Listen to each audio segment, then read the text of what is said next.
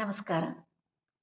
ಎಲ್ಲ ಆತ್ಮಬಂಧುಗಳಿಗೆ ನಿಮ್ಮ ಸ್ನೇಹಿತೆ ಮಂಗಳಾ ಹೆಗಡೆ ಮಾಡುವ ಸಪ್ರೇಮ ವಂದನೆಗಳು.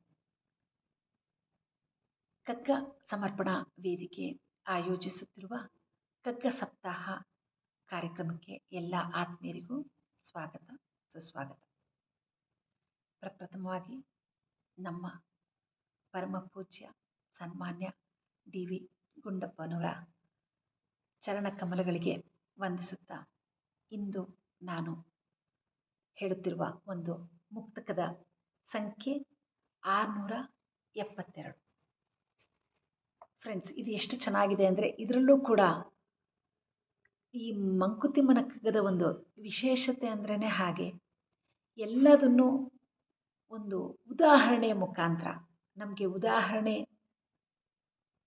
ಕೊಟ್ಟು ಅದನ್ನು ಅರ್ಥ ಮಾಡಿಸಿದ್ರೆ ತುಂಬ ಚೆನ್ನಾಗಿ ಅರ್ಥ ಆಗುತ್ತೆ, ನೆನಪಿನಲ್ಲಿ ಉಳಿಯುತ್ತೆ. ಹಾಗೆ ಇದಕ್ಕೊಂದು ಉದಾಹರಣೆ ಕೊಡ್ತಾರೆ. ಈ ಜೀವನದಲ್ಲಿ ನಾವು ಹೇಗಿರಬೇಕು ಅನ್ನೋದನ್ನು ಒಂದು ಬಿಂಬಿಸುವಂಥ ಒಂದು ಇದು ಮುಕ್ತಕ. ಇದು ಯಾತ್ರಿಕರು ನಾವೆಲ್ಲ ದಿವ್ಯ ಕ್ಷೇತ್ರವೀ ಲೋಕ, ಯಾತ್ರಿಕರು ನಾವೆಲ್ಲ ದಿವ್ಯ ಕ್ಷೇತ್ರವೀ ಲೋಕ, ಸತ್ರದಲ್ಲಿ ನೇಮದಿಂದರಲಿ ಕೆಡೆಯುಂಟು, ರಾತ್ರಿ ಮೂರಾಯ್ತು ಹೊರಡೆನೆ ತೆರಳಿದೊಡೆ, ರಾತ್ರಿ ಮೂರಾಯ್ತು ಹೊರಡೆನೆ ತೆರಳಿದೊಡೆ, ಪಾರುಪತ್ಯದವ ಮೆಚ್ಚುವನು ಮಂಕುತಿಮ್ಮ,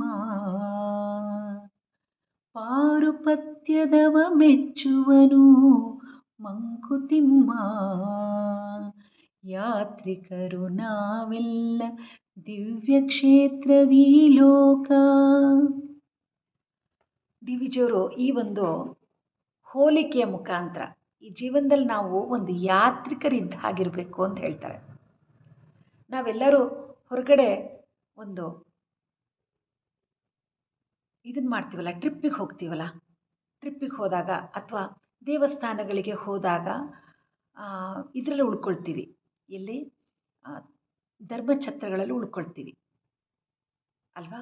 ಆ ಧರ್ಮಛತ್ರಗಳಲ್ಲಿ ಉಳ್ಕೊಳ್ಳೋಕ್ಕೆ ಹೋದಾಗ ನಾವು ಯಾತ್ರಿಕರು ಹೇಗಿರಬೇಕು, ಅಲ್ಲಿ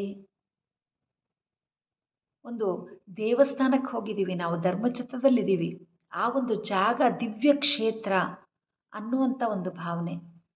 ಆ ಎಲ್ಲ ಒಂದು ಜಾಗವನ್ನು ನಾವು ಒಂದು ದೇವಸ್ಥಾನದಲ್ಲಿ ಇದ್ದಾಗ ನಾವು ಯಾವ ರೀತಿ ಇರ್ತೀವೋ ಆ ರೀತಿ ನಮ್ಮ ಭಾವನೆ ಇರಬೇಕು. ಅಂದರೆ ನಾವು ಈ ಭೂಮಿನಲ್ಲಿ ಇರಬೇಕಾದ್ರೆ, ಈ ಭೂಮಿ ಅನ್ನೋದು ಪರಮ ಪುಣ್ಯವಾದ ಒಂದು ಕ್ಷೇತ್ರ, ನಮ್ಮ ಮನೆ ಇರ್ಬೋದು, ಅದು ಒಂದು ದೇವಸ್ಥಾನ ಅನ್ನುವಂಥ ಒಂದು ಭಾವನೆಯಿಂದ ನಾವು ಜೀವಿಸಬೇಕು. ಇಲ್ಲಿ ನಾವು ಒಂದು ಯಾತ್ರಿಕರು, ಇದು ನಮ್ಮ ಪರ್ಮನೆಂಟ್ ಆದಂಥ ಒಂದು ಮನೆ ಅಲ್ಲ. ಇಲ್ಲೇ ನಾವು ಸಾವಿರಾರು ವರ್ಷಗಳ ಕಾಲ ಇರೋದಿಲ್ಲ, ಎಷ್ಟು ವರ್ಷ ಇರ್ತೀವಿ ಅನ್ನೋದು ನಮಗೆ ಗೊತ್ತಿಲ್ಲ. ಈ ಒಂದು ತಿಳುವಳಿಕೆ ಸದಾ ನಮ್ಮ ಮನಸ್ಸಿನ ಆಳದಲ್ಲಿರಬೇಕು. ಯಾತ್ರಿಕರು ನಾವು ನೋಡೋಕೆ ಬಂದಿದ್ದೀವಿ, ಆ ಒಂದು ದೇವತೆಯ ಒಂದು ದರ್ಶನ ಮಾಡಕ್ಕೆ ಬಂದಿದ್ದೀವಿ, ದೇವತೆಗಳ ಒಂದು ದರ್ಶನ ಮಾಡಕ್ಕೆ ಬಂದಿದ್ದೀವಿ. ದೇವಸ್ಥಾನ ಇದು ಅಂದರೆ ಈ ಪ್ರಕೃತಿ ಅನ್ನೋದೇ ಒಂದು ನಮಗೆ ದೇವಸ್ಥಾನ ಇದ್ದ ಹಾಗೆ. ಇಲ್ಲಿ ನಾವು ಯಾತ್ರಿಕರಾಗಿ ಬಂದಿದ್ದೀವಿ, ದಿವ್ಯ ಕ್ಷೇತ್ರವೀ ಲೋಕ ಅಂತ ಹೇಳ್ತಾರೆ. ರಾತ್ರಿ ಮೂರಾಯ್ತು ಹೊರಡೆನೆ ಅಂದರೆ ನಾವು ಒಂದು ದಿನಕ್ಕೆ ಹೋಗಿರ್ತೀವಿ, ಒಂದು ದಿನವೋ 2 ದಿನವೋ ಆ ಧರ್ಮಛತ್ರದಲ್ಲಿ, ಸತ್ರದಲ್ಲಿ ಇರಲಿ ನೇಮದಿಂದಿರಲಿ ಕೆಡೆಯುಂಟು ಅಂತಾರೆ. ಆ ಒಂದು ಧರ್ಮಛತ್ರದಲ್ಲಿ ಒಂದು ನೇಮ ಇದೆ, ನಾವು ಯಾವ ರೀತಿ ಇರಬೇಕು ಅನ್ನೋದಕ್ಕೊಂದು ನೇಮ ಇದೆ. ಆ ನೇಮದ ಪ್ರಕಾರ ನೀನು ನಡ್ಕೋಬೇಕು. ಯಾವ ಸಮಯಕ್ಕೆ ಹೋಗಬೇಕು, ಯಾವ ಸಮಯಕ್ಕೆ ಬರಬೇಕು. ಈಗ ನಮ್ಮ ಮನೇಲಾದರೂ ಹಾಗೆ ಅಲ್ವಾ, ಎಷ್ಟೊತ್ತಿಗೆ ಹೋಗಬೇಕು, ಎಷ್ಟೊತ್ತಿಗೆ ಬರಬೇಕು ಅನ್ನೋದಕ್ಕೊಂದು ನೇಮ ಅನ್ನೋಂಥದ್ದಿದೆ. ಹಾಗೆ ಛತ್ರದಲ್ಲಿ ನೀನು ಹೋಗೋದಕ್ಕೂ ಒಂದು ಸಮಯ ಇದೆ, ಬರೋಕ್ಕೂ ಒಂದು ಸಮಯ ಇದೆ. ನೀನು ಅಲ್ಲಿ ಹೇಗಿರಬೇಕು ಅನ್ನೋದಕ್ಕೂ ಒಂದು ನೇಮ ಅನ್ನೋದಿದೆ. ಧರ್ಮಛತ್ರ ಅಂದರೆ ಹೆಂಗೋ ಇರೋದು ಆ ಥರ ಅಲ್ಲ. ಆ ಪಾರುಪತ್ಯದವ ಮೆಚ್ಚುವವ ಅಂತಾರೆ. ಅಂದರೆ ರಾತ್ರಿ 3 ಆಯಿತು ಅಂತ ಈ ಧರ್ಮ ಛತ್ರವನ್ನು ನೋಡ್ಕೊಳ್ತಾ ಇರೋವಂಥ ಪಾರುಪತ್ಯದವನು ಏನಿರ್ತಾನಲ್ಲ, ಅವನು ಬಂದು ನಮಗೆ ನೆನಪು ಮಾಡ್ತಾನೆ, ನಿಮ್ಮ ಸಮಯ ಅವಕಾಶ ಆಯಿತು, ಈಗ ನೀವು ಹೊರಡಬೇಕು ಈಗ ಅಂತ ಹೇಳಿದ ಕೂಡಲೇ ನಾವು ಏನೂ ಮರು ಮಾತಾಡದೆ ಹೋಗ್ತಾ ಇರಬೇಕು. ಆವಾಗ ಮಾತ್ರ ಪಾರುಪತ್ಯದವ ಮೆಚ್ಚುತ್ತಾನೆ ಅಂತ ಹೇಳ್ತಾರೆ. ಅಂದರೆ ಪಾರುಪತ್ಯದವ ಅಂದರೆ ಇಲ್ಲಿ ಭಗವಂತ. ಆ ಭಗವಂತ ಅನ್ನೋನು ನಮ್ಮನ್ನ ಇಲ್ಲಿಗೆ ಕಳಿಸಿದ್ದಾನೆ. ಒಂದು ದಿವ್ಯ ಕ್ಷೇತ್ರ ಈ ಲೋಕ, ನೋಡ್ಕೊಂಡು ಬಾ, ಆನಂದದಿಂದ ಎಲ್ಲ ನೋಡ್ಕೊಂಡು ಬಾ. ಒಂದು ದೇವಸ್ಥಾನದಲ್ಲಿ ಹೇಗಿರ್ತೀಯೋ ಆ ರೀತಿ ಜೀವಿಸ್ಬಾ. ನಿನ್ನ ಬಂಧು ವರ್ಗ ಜನದ ಜೊತೆಗೆಲ್ಲ ಒಂದು ನೇಮದಿಂದ ಇರು, ಆನಂದದಿಂದ ಇರು ಅಂತ ಎಲ್ಲ ತಿಳುವಳಿಕೆ ಕೊಟ್ಟು ನಮಗಿಲ್ಲಿ ಕಳಿಸಿದ್ದಾನೆ. ಇಲ್ಲಿರಲಿಕ್ಕೆ ಒಂದು ನೇಮ ಅನ್ನುವಂಥದ್ದಿದೆ. ಅದರ ಪ್ರಕಾರ ನಾವು ನಡ್ಕೊಂಡ್ವಿ ಈ ಜಗತ್ತಲ್ಲಿ. ಒಂದು ನೇಮದ ರೀತಿ ಯಾವ ರೀತಿ ಇರಬೇಕು, ಇಲ್ಲಿ ಒಂದು ಯಾತ್ರಿಕರಾಗಿ ನಮ್ಮ ಕೆಲಸ ಏನು, ನಮ್ಮ ಜವಾಬ್ದಾರಿ ಏನು, ಅದನ್ನೆಲ್ಲ ಧರ್ಮವನ್ನು ಆಚರಿಸ್ತಾ ನನಗಿದೊಂದು ಇಲ್ಲಿ ಉಳ್ಕೊಳ್ಳಿಕ್ಕೊಂದು ಅವಕಾಶ ಸಿಕ್ಕಿದೆ, ಆನಂದವಾಗಿರ್ತೀನಿ, ಆನಂದವಾಗಿ ಬಂದಿದ್ದೀನಿ, ನೋಡ್ತೀನಿ, ದರ್ಶನ ಮಾಡ್ಕೊಳ್ತೀನಿ.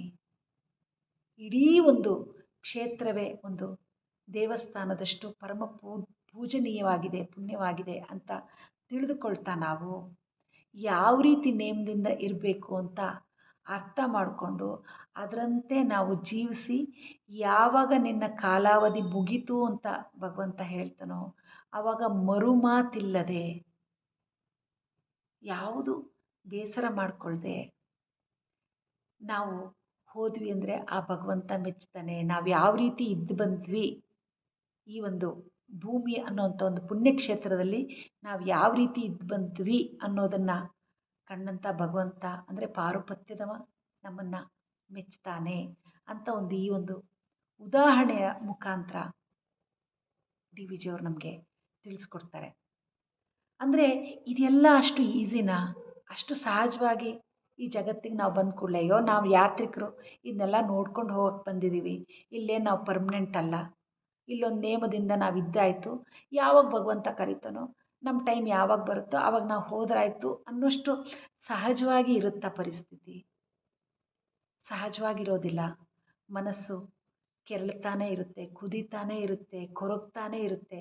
ಹಳೆಯ ಎಷ್ಟೋ ಮುಕ್ತಕಗಳಲ್ಲಿ ನಾವು ನೋಡ್ಕೊಳ್ತಾ ಬರ್ತಾ ಇದ್ದೀವಿ.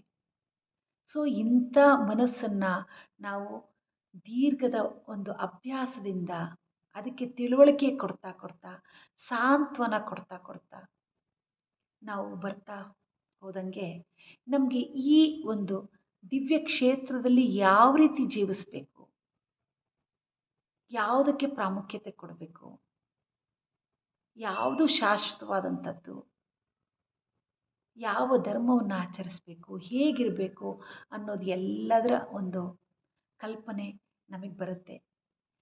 ಇದೆಲ್ಲದೂ ಕೂಡ ಏನಂದರೆ ಫ್ರೆಂಡ್ಸ್, ಮನಸ್ಸನ್ನು ಒಂದು ತಿದ್ದುವಂಥ ಪರಿ, ಮನಸ್ಸಿಗೆ ತಿಳುವಳಿಕೆ ಕೊಡ್ತಾ ಹೋಗಬೇಕು. ನಾವು ಯಾತ್ರಿಕರು ಇಲ್ಲೊಂದು ನೇಮದಿಂದ ಇರಬೇಕು, ಆನಂದವಾಗಿರೋಕ್ಕೆ ಪ್ರಯತ್ನ ಮಾಡಬೇಕು, ತಾಳ್ಮೆಯಿಂದ ಇರಲಿಕ್ಕೆ ಪ್ರಯತ್ನ ಮಾಡಬೇಕು. ಈ ರೀತಿಯಾದಂಥ ಶಿಕ್ಷಣವನ್ನು ನಾವು ನಮ್ಮ ಮನಸ್ಸಿಗೆ ತಿಳುವಳಿಕೆಗೆ ಕೊಡ್ತಾ ಬಂದ್ವಿ ಅಂದರೆ ಈ ಜಗತ್ತಲ್ಲಿ ಹೇಗೆ ಜೀವಿಸ್ಬೋದು, ಹೇಗೆ ಆನಂದವಾಗಿರ್ಬೋದು ಅಂತ ನಾವು ಅರ್ಥ ಮಾಡ್ಕೊಳ್ಳಿಕ್ಕೆ ಸಾಧ್ಯ ಆಗುತ್ತೆ. ಈ ಒಂದು ಅತ್ಯುತ್ತಮವಾದಂಥ ಒಂದು ಮುಕ್ತಕದಲ್ಲಿ ನಾವು ಯಾವ ರೀತಿ ಜೀವಿಸಬೇಕು ಅಂತ ನಮಗೆ ತಿಳಿಸ್ಕೊಟ್ಟಿದ್ದಾರೆ. ಹೀಗೆ ಜೀವನ ಮಾಡ್ತಾ ಹೋಗೋಣ ಅಲ್ವಾ? ಧನ್ಯವಾದಗಳು.